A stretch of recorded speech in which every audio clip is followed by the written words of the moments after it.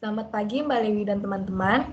Kami dari kelompok 5 ingin mempresentasikan tentang perkembangan radio dalam era konvergensi media.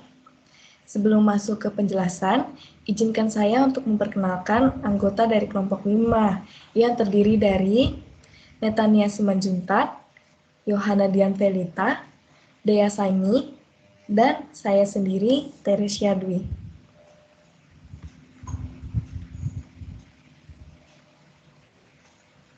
Yang pertama, kami akan membahas mengenai sejarah perkembangan radio secara umum. Seperti yang kita tahu bahwa radio merupakan salah satu media massa yang berperan untuk menyampaikan pesan, berita, informasi, maupun hiburan kepada khalayak. Pada tahun 1896, Guglielmo Marconi mematenkan temuannya mengenai telegraf nirkabel yang menggunakan dua sirkuit. Selanjutnya pada tahun 1899, Marconi berhasil melakukan komunikasi nirkabel antara Prancis dan Inggris melalui Selat Inggris. Alat yang ditemukan oleh Marconi ini menjadi awal penggunaan teknologi untuk menciptakan radio. Selanjutnya pada tahun 1904, John Ambrose Fleming berhasil menggunakan tabung audio yang dapat digunakan sebagai penerima sinyal nirkabel untuk teknologi radio yang sebelumnya telah dikembangkan oleh Guglielmo Marconi. Tahun 1906, Dr. Lee De Forest mengembangkan teknologi tabung audio yang terdiri dari 3 elemen yang disebut triode audion. Tahun 1912, Edwin Howard Armstrong menciptakan alat yang disebut radio amplifier, merupakan sebuah alat untuk penguat radio. Tahun 1933, Armstrong menemukan sistem modulasi frekuensi atau yang biasa disingkat FM yang menghasilkan suara jernih serta tidak terganggu oleh cuaca buruk. Tahun 1960-an akhir, FM ciptaan Armstrong menjadi sistem yang dapat diterima oleh masyarakat dan hampir 2.000 stasiun radio FM tersebar di seluruh wilayah Amerika. Selanjutnya, kami akan menjelaskan mengenai perkembangan radio di Indonesia. Yang pertama, pada zaman Hindia Belanda. Perkembangan radio di Indonesia itu sendiri sudah mulai berkembang. Terutama yang pertama itu muncul di Indonesia yaitu Bataviasche Radio Vereniging atau singkatannya BRV yang terletak di Jakarta. Pada tanggal 16 Januari 1925, BRV melakukan siaran radio amatir pertama di Hindia Belanda. Sejak BRV berdiri, muncul radio siaran lainnya seperti Nederlandse Indische Radio Omroep Mid atau NIROM yang terletak di Jakarta, Bandung, dan Medan. Selanjutnya, Mangkunegara 7 dan Sarsito Mangunkusumo mendirikan Solosche Radio Vereniging atau yang disingkat SRV pada 1 April 1933. SRV dapat dipandang sebagai pelopor munculnya radio siaran yang diusahakan oleh Indonesia. Masih mengenai zaman Hindia Belanda, pada 29 Maret 1937, atas usaha Sutarjo Kartohadikusumo dan Sarsito Mangunkusumo, berdirilah Perserikatan Perkumpulan Radio Ketimuran di Bandung. Tujuan dari PPRK itu sendiri yaitu berupaya mengajukan kesenian dan budaya nasional guna untuk kemajuan rohani dan jasmani masyarakat Indonesia. Selanjutnya, setelah zaman Hindia Belanda, perkembangan radio itu mulai berkembang juga pada zaman pendudukan Jepang. Namun, perkembangan radio di Indonesia pada zaman pendudukan Jepang itu mengalami kemunduran. Pemerintah pendudukan Jepang mengatur penyelenggaraan radio siaran secara ketat. Penyelenggaraan radio di Indonesia itu sendiri pada zaman itu diatur oleh jawatan khusus bernama Hoso Kanri Kyoku, merupakan radio siaran yang berkedudukan di Jakarta, sedangkan cabang-cabangnya dinamakan Hoso Kyoku, terdapat di Bandung, Purwakarta, Yogyakarta, Semarang, Surabaya, dan Malang. Kemudian, perkembangan radio di Indonesia pada zaman kemerdekaan Republik Indonesia. Pada zaman perkembangan kemerdekaan Republik Indonesia, perkembangan radio itu sendiri mengalami kemajuan yang sangat pesat, terutama banyak orang-orang yang berkecimpung di bidang radio, serta mereka menganggap penting untuk mengorganisasikan radio siaran. Pada 10 September 1945, para pemimpin radio di seluruh Jawa berkumpul di Jakarta untuk membicarakan masalah tersebut. Akhirnya, pada tanggal 11 September 1945, para pemimpin radio sepakat untuk mendirikan radio siaran yang bernama Radio Republik Indonesia atau yang disingkat RRI. Selanjutnya akan dijelaskan oleh rekan saya. Selanjutnya ada regulasi radio yang ada di Indonesia. Nah, jadi badan penyiaran di Indonesia itu sudah bekerja dengan sangat dinamis dan teratur. Namun, terdapat kemungkinan juga akan terjadi efek buruk akibat kegiatan penyiaran tersebut. Oleh karena itu, dalam dunia penyiaran perlu adanya regulasi atau aturan yang dapat mengatur seluruh kegiatan dalam dunia siaran. Dalam hal ini, regulasi media sangat dibutuhkan karena dapat membantu audiens atau pendengar dalam hal penerimaan informasi yang sesuai dengan kebutuhan dan kualitas yang menggambarkan kredibilitas serta reputasi penghasil media. Selain itu, regulasi publik membantu mempertahankan aturan pasar yang lebih adil dengan memerangi konsentrasi ekonomi atau dominasi satu industri, perusahaan atau aktivitas ekonomi dalam struktur industri pada media tertentu saja. Nah, lembaga penyiaran radio melaksanakan kerjanya sesuai dengan peraturan perundang-undangan yang telah ditetapkan. Hal itu tertuang dalam Undang-Undang Republik Indonesia Nomor 32 Tahun 2002 tentang penyiaran. Dalam UU Nomor 32 Tahun 2002 tersebut, Pasal 1 disebutkan bahwa penyiaran radio merupakan media komunikasi massa dengar yang menyalurkan gagasan dan informasi dalam bentuk suara dan secara umum terbuka, berupa program yang teratur dan berkesinambungan.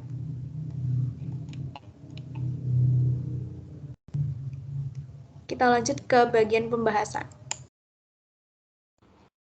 Oke, selanjutnya bagian pembahasan yaitu terjadinya konvergensi radio. Nah, pertama ini perkembangan zaman membuat teknologi semakin berkembang sehingga membuat penyebaran informasi semakin cepat. Hal ini berpengaruh pada media massa, khususnya bagi media penyiaran radio. Nah, radio ini sebagai media massa yang memiliki beberapa fungsi, yaitu ada sebagai media hiburan, lalu sebagai media informasi yang memudahkan masyarakat untuk mencari informasi, lalu sebagai menyebarkan nilai-nilai budaya maupun budaya luar ataupun budaya dalam, dan yang terakhir melalui radio para pendengar juga bisa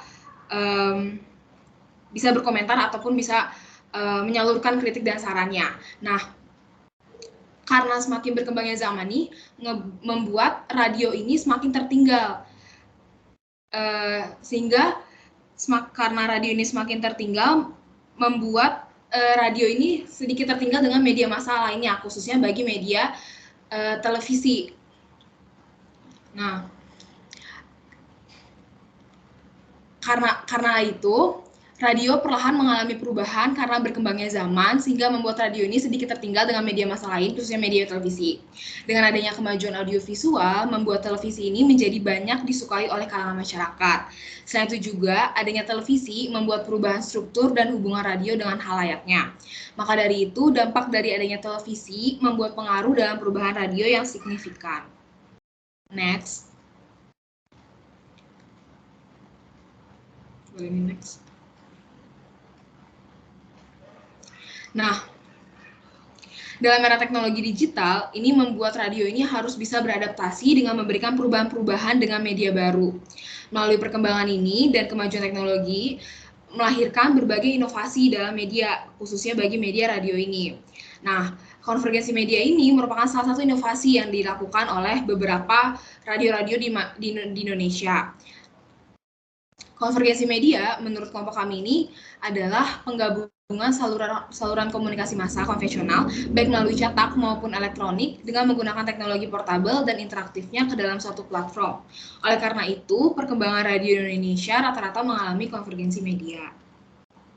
Boleh di next.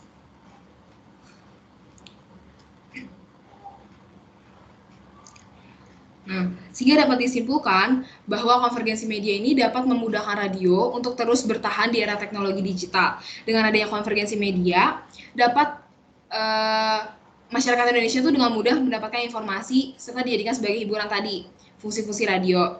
Nah, oleh karena itu, semakin berkembangnya zaman membuat teknologi ini juga semakin canggih. Hal ini dipengaruhi pada aspek produksi dan distribusi radio. Next.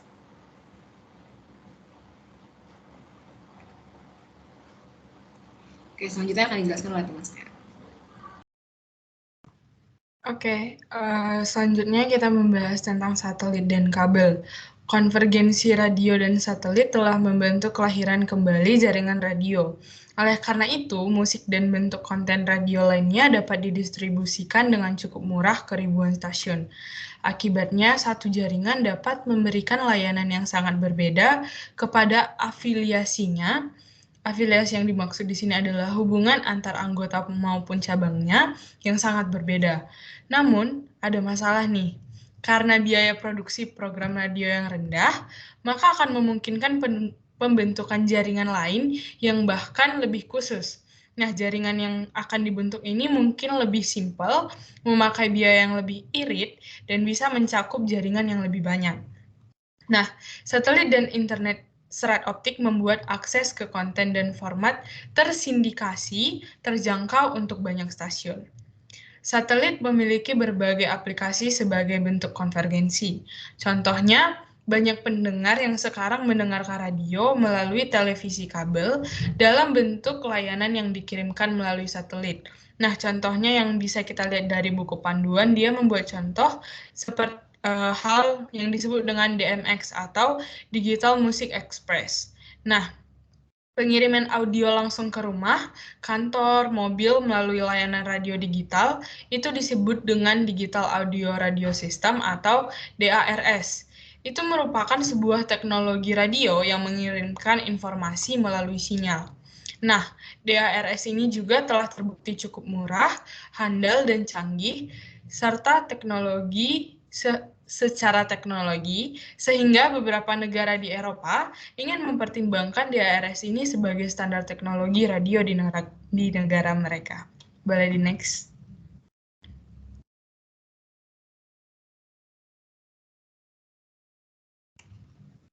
Nah, sekarang kita masuk ke terrestrial digital radio. Sejak akhir tahun 2002, ribuan stasiun radio mulai menyiarkan radio di digital terestrial. Mulai dari tadinya ada sinyal dan kabel dan satelit, radio bereformasi lagi menggunakan terestrial digital. Nah, apa sih itu terestrial digital? Terestrial adalah sebuah sistem penyiaran radio yang tidak melibatkan transmisi satelit lagi. Nah, dia secara garis besarnya dia sudah tidak menggunakan satelit lagi. Biasanya terestrial ini menggunakan gelombang radio. Melalui pemancar atau antena radio ini mengandalkan teknologi kompresi digital yang disebut dengan in-band on channel atau disingkat dengan IBOC, atau jarak antara sinyal tertinggi dan terendah dalam saluran komunikasi atau disebut dengan band. Cara kerja IBOC ini adalah dengan menggabungkan sinyal audio analog dengan sinyal audio digital agar diperoleh kompatibilitas atau sering kita sebut dengan kualitas agar lebih baik lagi. Nah, IBOC juga meningkatkan kualitas suara dan memungkinkan radio memiliki frekuensi yang tinggi. Tetapi, ada kekurangannya nih, IBOC ini belum sepenuhnya menggantikan radio analog. Masih banyak radio yang memakai sistem radio analog, karena IBOC ini dianggap masih masih lebih sulit programnya dibandingkan analog yang udah bertahun-tahun dipakai. Nah, sekian dari saya, akan dilanjutkan oleh rekan saya. Selanjutnya itu ada radio web dan podcast. Seperti yang kita tahu, di era sekarang ini banyak konvergensi radio melalui teknologi digital seperti radio web, podcasting, streaming, pengunduhan file audio yang dapat direkam dan disimpan di server yang jauh. Banyak sekali hingga puluhan ribu stasiun radio yang ada di web memiliki salah satu dari dua bentuk siaran, yaitu siaran langsung dan beatcaster. Bentuk siaran langsung itu adalah cara stasiun udara tradisional yang mentransmisikan sinyal melalui online. Beberapa dari bentuk siaran ini hanya memuat siaran ulang yang aslinya, namun dalam siaran langsung juga sering terdapat informasi-informasi tambahan seperti lirik lagu, artis, informasi biografi, dan tanggal konser. Sedangkan dalam bentuk beatcaster itu adalah stasiun radio khusus web yang hanya dapat diakses secara online. Contohnya ada Beatcast yang ditargetkan secara sempit yang terdapat di London, yaitu NTS Live. Ada pula allworship.com, stasiun radio Kristen yang berbasis di Birmingham, dan yang ada di Indonesia itu juga ada radio.katolikana.com, salah satu stasiun radio web Katolik yang ada di Indonesia. Popularitas beatcasting itu tercermin dari keberhasilan sejumlah layanan streaming yang memungkinkan pengunduhan dan pengaksesan musik secara langsung. Platform agnostik yang memberikan layanan streaming seperti Apple Music, Spotify, dan Pandora memiliki kesuksesan yang luar biasa. Hampir setiap perangkat digital baru seperti smartphone, televisi, dan radio mobil, serta perangkat yang kurang jelas pun, contohnya kasur yang berkemampuan Wi-Fi dan dapat memutarkan musik tidur, itu pun juga memiliki akses terhadap platform digital tersebut. Nah, di paper itu ada juga tabel tentang persentase cara konsumsi rekaman oleh orang pada tahun 2016 hingga 2018, itu bisa dilihat di papernya lagi. Lalu yang selanjutnya, next. Selanjutnya itu ada smartphone, tablet, dan social networking site. Portabilitas pada zaman ini merupakan salah satu ciri radio. Hal tersebut diperkuat oleh adanya smartphone dan tablet yang membantu pemutaran radio secara online. Bukti nyatanya itu adalah lebih dari setengah pendengar aplikasi streaming musik adalah melalui seluler, dan banyak pula aplikasi musik iPhone serta Android yang diberikan secara gratis kepada penggunanya. Di Facebook, situs jejaring sosial, menurut Hasan 2016, ada juga 2/3 dari pengguna smartphone di Amerika Serikat telah memutarkan musik setiap hari dengan rata-rata mendengarkan 45 menit. Nah, banyak mendengarkan musik melalui smartphone dan tablet itu terjadi juga karena adanya situs jejaring sosial.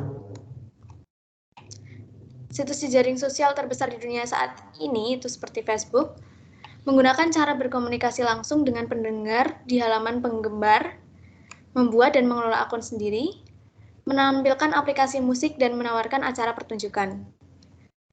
Penggunaan Twitter, selain Facebook ini juga ada Twitter, juga sebagai cara untuk menjangkau penggemar dengan bercerita dan catatan singkat seseorang dapat menumbuhkan ukuran komunitas pendengar dari radio tersebut.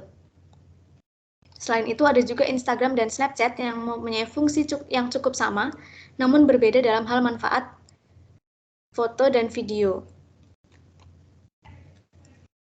Nah, dengan memanfaatkan jejaring sosial internet, mereka atau para musisi itu yang tadi telah menciptakan karir dan karya yang memiliki makna secara artistik dan komersial.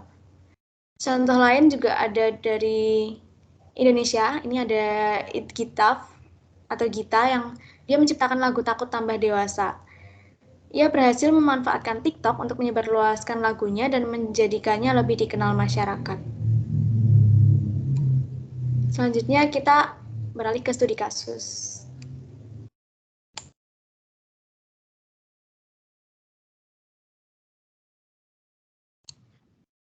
Oke, sebelum kita menganalisis kasus, mungkin aku akan mendeskripsikan sedikit tentang kasus yang akan dianalisis ini. Nah, di sini kita akan membahas tentang Prambors Radio. Prambors Radio nomor 1 anak muda favorit di Indonesia. Nah, Prambors Radio merupakan radio yang ditujukan bagi kaum muda Indonesia yang berdiri pada 18 Maret 1971. Oleh sekelompok remaja berusia 18 tahun bernama Malik Syafi'i Saleh, Imran Amir, Mursyid Rustam, Bambang Wahyudi, dan teman sebayanya yang lain yang merupakan teman satu RT di kawasan Menteng. Kata Prambors sendiri itu diambil dari nama 3 jalan tempat mereka tinggal, yaitu Prambanan, Mendut, dan Borobudur. Pada tahun 1969, Prambors mulai terorganisir dalam bentuk yayasan, dan pada tanggal 18 Maret 1971, Prambors resmi berdiri menjadi salah satu badan hukum dengan nama PT Radio Prambors Broadcasting Service.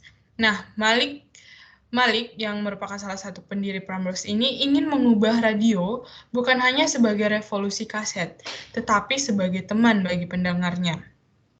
Meskipun demikian, Malik juga menyadari bahwa radio ini bersifat fragile atau rawan karena apabila sekali mendengar dan pendengar tidak menyukai produk dari radio ini, maka mereka akan sulit untuk kembali.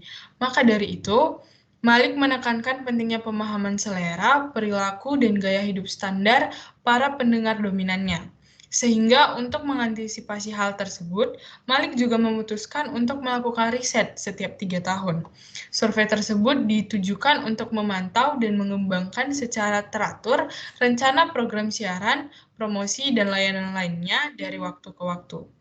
Seiring berjalannya waktu, Prambors pun semakin berkembang, tidak hanya di Jakarta, tetapi Prambors telah mengudara dan menjadi teman anak muda di berbagai kota besar seperti Bandung, Makassar, Medan, Semarang, Solo, Surabaya, dan bahkan ada di Yogyakarta sendiri. Nah, bukan hanya itu, Prambors juga telah menyediakan platform-platform yang bisa diakses di mana saja dan kapan saja untuk menambah kenyamanan para pendengarnya. Platform tersebut meliputi Instagram, Facebook, Twitter, TikTok, dan YouTube. Nah, analisis selanjutnya akan dilanjut oleh rekan saya. Oke, dari banyaknya platform yang dimiliki Prambors sebelumnya, itu dikarenakan oleh adanya konvergensi media yang membantu radio untuk berkembang. Sebelumnya kan kita hanya bisa mendengarkan radio secara audio aja nih. Nah, sekarang karena adanya konvergensi, radio udah mulai berkembang pesat, dan bahkan kita bisa menikmatinya secara audio visual. Termasuk Prambors yang pada mulanya hanya disiarkan melalui saluran khusus saja secara audio, sekarang Prambors mulai ada berkembang dalam konten dan ide-ide yang diekspresikan melalui berbagai platform seperti Spotify, Instagram, Facebook, Twitter, TikTok, dan YouTube.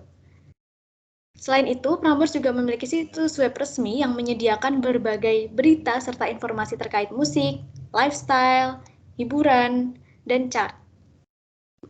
Melalui menu yang ada di web, pendengar juga diarahkan untuk membuka media yang lain. Contohnya ketika membuka halaman listen, ketika kita membuka web resmi Prambors, itu akan ada menu listen gitu. Web Prambors itu akan memberikan pilihan podcast yang tersedia dan mengarahkannya ke akun Spotify milik Prambors. Lalu Prambors Podcast milik Prambors menyediakan juga berbagai jenis audio hiburan yang dapat didengarkan melalui Spotify. Konten yang disediakan beraneka ragam, mulai dari komedi ketawa bersama Coki Bershow, yang kalian tahu Coki Bershow ini, lucu dia. Lalu ada curhatan di catatan akhir malam bersama Eda, ada update dunia Korea bersama Jinja Korea, Sapa Mantan bersama Desta Gina dan Kenny. Lalu ada juga interview eksklusif bersama musisi-musisi Indonesia. Lalu selanjutnya akun TikTok dan Instagram Prambors. Nah, kedua akun ini memiliki kesamaan dalam konten yang dipublikasikan. TikTok dengan followers 90,9 ribu memiliki konten berupa info terkini, promosi siaran, konten khusus seperti ulang tahun radio, ucapan hari raya, tren TikTok, komedi, dan lain-lain. Lalu Instagram dengan jumlah followers 504.000 memiliki konten yang tidak jauh berbeda dengan di TikTok. Namun, Instagram memiliki lebih banyak konten interaktif dengan followers, baik di feeds dan story. Lalu sama halnya dengan Facebook dan Twitter. Keduanya juga memiliki konten yang tidak jauh berbeda, yaitu mengenai info-info seputar promosi siaran dan promosi kegiatan yang diadakan oleh Prambors. Kalau misalnya tadi TikTok dan Instagram itu lebih ada video-video kayak visualnya lebih banyak, sedangkan kalau di Facebook dan Twitter ini lebih banyak ke kata-kata kalimat yang kayak gitu, narasinya. Lalu ada juga yang cukup berbeda adalah konten dari YouTube Prambors. Nah, akun YouTube ini berisikan bermacam visualisasi kegiatan dari para penyiar. Kegiatan di balik layar, video challenge, interview bersama bintang tamu, dan konten-konten visual lainnya. Banyaknya platform yang dimiliki Prambors mempengaruhi ketertarikan para pendengar maupun calon pendengar untuk berlangganan. Dari sekian banyak konten yang menurut kelompok kami efektif bagi generasi anak muda adalah konten interaktif. Nah, konten interaktif yang ada di Instagram dan TikTok Prambors ini. Karena konten ini tuh bisa membuat pendengar merasa lebih dekat dengan para penyiar, serta meningkatkan ketertarikan dalam mendengarkan radio. Hal itu terbukti dari banyaknya jumlah like, komen, dan followers dari kedua platform Instagram dan TikTok.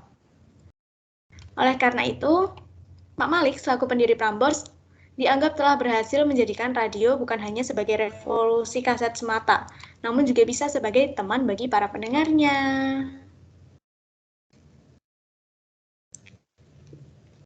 Lalu, kesimpulan di akhir oleh Dea.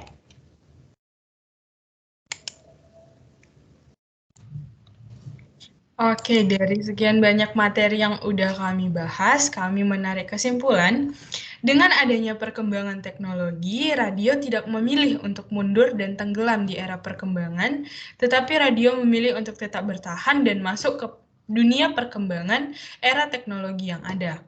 Nah, sudah disebutkan dari rekan saya sebelumnya, contohnya terbukti nyata nih pada kasus yang kami ambil, yaitu Prambors Radio dengan berbagai usaha yang telah dilakukan, hingga Prambors Radio memiliki banyak platform yang tersedia untuk memenuhi kenyamanan para pendengar.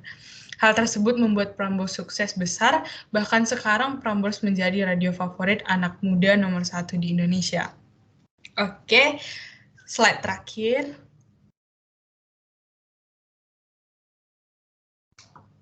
Oke, satu closing statement dari saya. Hidup kesepian tanpa kekasih. Cukup sekian dan terima kasih.